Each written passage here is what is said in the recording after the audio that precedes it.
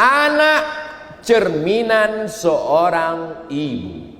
Kalau mau melihat bagaimana anaknya, lihat ibunya. Saya punya teman, dia nikah dengan istrinya, tidak melihat wajah istrinya. Sampai akad nikah, habis akad baru dia lihat. Saya kaget. Saya tanya, kamu kok pede sekali? Gimana ceritanya? Saya datang ke rumahnya, saya lihat wajah ibunya, berarti nggak jauh-jauh dari anaknya. Kenapa begitu kamu yakin?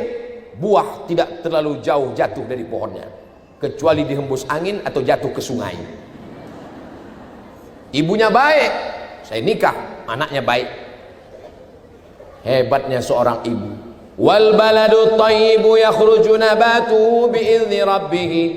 Tanah yang bagus menumbuhkan bunga yang cantik, mekar, harum semerbak. Wallazi khabutha la yakhruju illa nakida. Tanah yang tandus akan mengeluarkan tanaman yang tidak baik. Nama tanamannya kaktus. Bunganya tidak terlalu bagus. Kalau dicium hidung meletus karena ada durinya. Begitulah hebatnya tanah-tanah. Kurang hebat apalagi Nabi Nuh, tapi lahir anak Kan'an. Gara-gara apa? Gara-gara perempuan yang durhaka melahirkan anak yang kurang ajar.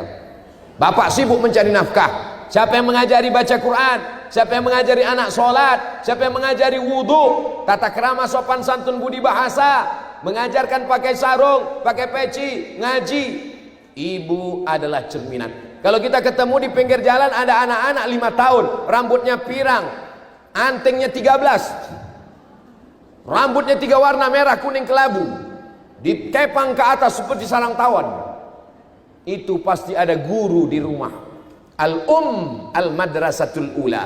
Ibu adalah sekolah yang pertama. Sebelum Abdul Somad TK, sebelum SD, sebelum SMP, sebelum SMA, sebelum S1, sebelum S2, sebelum S3, sebelum profesor, pendidikan Abdul Somad yang pertama adalah ibu.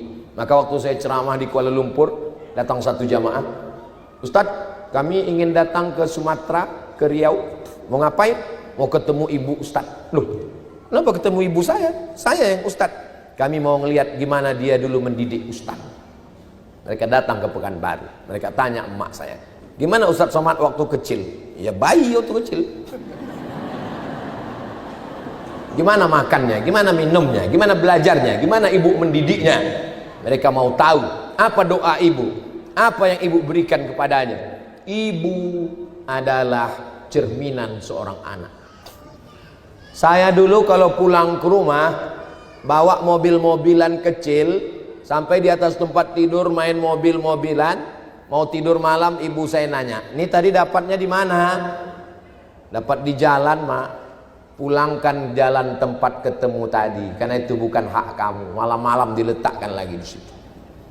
Nggak boleh ngambil milik orang. Tapi ini nggak ada punyanya, nggak boleh. Nanti harta kamu juga akan hilang. Nanti kamu di akhirat akan dituntut Allah. Mobil itu nanti akan membesar dan kamu akan memikulnya di padang mahsyar. Kita anak kecil nggak tahu, ya diam aja. Rupanya setelah saya belajar ada hadisnya. Wa may yaghlul, siapa yang curang, ya'ti bima ghalla yaumal qiyamah, dia akan membawa kecurangannya pada hari kiamat. Saya belajar di Medan sekolah 5 tahun, dari 90 sampai 95. Setiap makan pagi sarapan mie ayam, bakso, kawan-kawan saya makan bakwan 3 bayar 2. Saya sekalipun nggak pernah saya lakukan itu, karena pendidikan ibu saya. Sekolah kami sama, guru kami sama, guru ngajarkan Arab bohong, tapi ibu saya pelajarannya lebih dalam. Kalau kau lihat perempuan, dia adalah ibumu. Maka saya nggak berani makan bakwan itu, makan 3 bayar 2. Kenapa? Karena saya melihat ibu penjual itu adalah ibu saya. Kalau saya bohongi dia, berarti saya sedang membohongi ibu saya. Saya kalau melihat ibu-ibu, ingat ibu saya. Kalau ngelihat ibu-ibu, kita lihat ibu kita, ingat ibu kita bagus. Ngelihat anak-anak, kita ingat anak kita bagus. Yang nggak bagus, ngelihat istri orang, lupa bini kita. Itu yang tak bagus. Perempuan adalah ibu kita. Saya diajarkan perempuan adalah ibu kamu.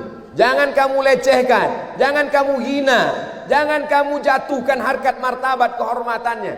Begitu ibu saya mengajarkan.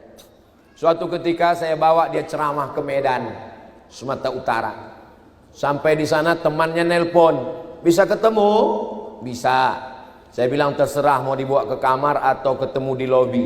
Ya di lobi aja lah. Saya antar ke lobi bawah. Mereka ngobrol berdua, saya duduk sambil nguping apa yang dibicarakan. Temannya nanya, apa kau doakan anakmu waktu dia kuliah 4 tahun di Mesir, dia nggak pulang-pulang? Apa kata ibu saya? Tiap malam ku doakan dia Al-Fatihah 100 kali supaya Allah memberikan yang terbaik untuk dia. Aku bertawassul kepada Allah dengan surat Al-Fatihah. Kalau saya nggak nguping, saya nggak tahu cerita itu, karena dia tak pernah menceritakan itu ke saya. Ibu saya tidak pernah memuji-muji saya. Pernah saya bawa dia tausiah tabligh akbar, orang banyak, ramai sekali. Saya berharap setelah itu dia mengatakan, hebat juga kau ya. Pulang-pulang dia tanya, kau nggak punya jin kan? Nggak ada, saya bilang. Dia takut saya ke dukun jin biar supaya orang ramai percaya ke saya. Nenek-nenek moyang kita dulu nggak boleh berteman dengan jin. Kalau kau berteman dengan jin nanti kau mati su'ul khotimah. Sampai saya tua, sampai saya umur 40, sampai saya jadi ustadz, dia tetap manggil saya, kau jangan angkuh, kau jangan sombong. Sampai hari ini kalau saya duduk di atas kursi, di bawah ada orang tua, masih tetap ingat bagaimana dia dulu. Dulu kalau ada tamu di bawah, saya duduk di kursi, itu langsung seperti radio yang dikecilkan. Nggak boleh duduk di atas kalau ada orang tua. Makanya jarang-jarang saya tausiah duduk. Biasanya saya tausiah itu berdiri. Kenapa Ustadz duduk? Karena setelan kameranya pendek. Bapak Ibu yang dimuliakan Allah Subhanahu wa taala, pendidikan ibu di rumah amat sangat mendalam. Aku yang mengandung kamu, aku yang menyusukanmu 2 tahun, aku yang melahirkan kamu. Jangan kamu korupsi, jangan kamu makan haram, jangan kamu berkhianat. Aku tidak mau mengandung calon koruptor. Itu lebih hebat daripada dia mendengar khutbah Jumat. Karena anak ibu yang pejabat yang hebat itu, kalau khutbah berceramah, khatib sedang khutbah, dia pun. Ibu adalah cerminan anak. Apa maksud cerminan? Kalau kita melihat wajah kita di cermin, begitulah bentuk kita aslinya. Cermin tidak bohong. Nggak mungkin wajah kita putih di cermin hitam, kecuali cerminnya nggak pernah dicuci. Maka ini adalah bagaimana anak-anak kita ini ke depan, bagaimana ibu-ibunya sekarang. Salimah, perempuan yang selamat, arti bahasa Arabnya. Ibunya selamat, anak-anaknya pun selamat insya Allah.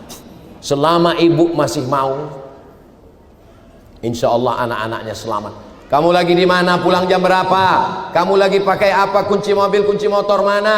Uang jajan yang dipakai kemarin beli apa aja? Selama masih. Itu update status kamu yang terakhir ada laki-laki itu siapa?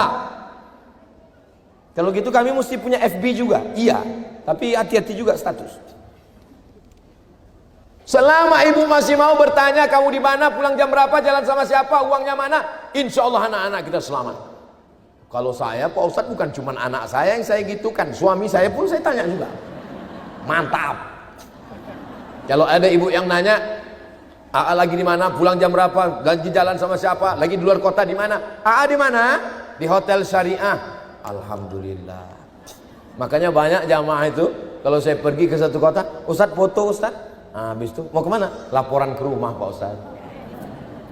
Alhamdulillah Pak Ustadz. Kadang video call, ma, ini lagi sama Ustadz nih ma. Iya Ustadz, ya tutup. Habis itu dia pun pergi nggak tahu entah kemana.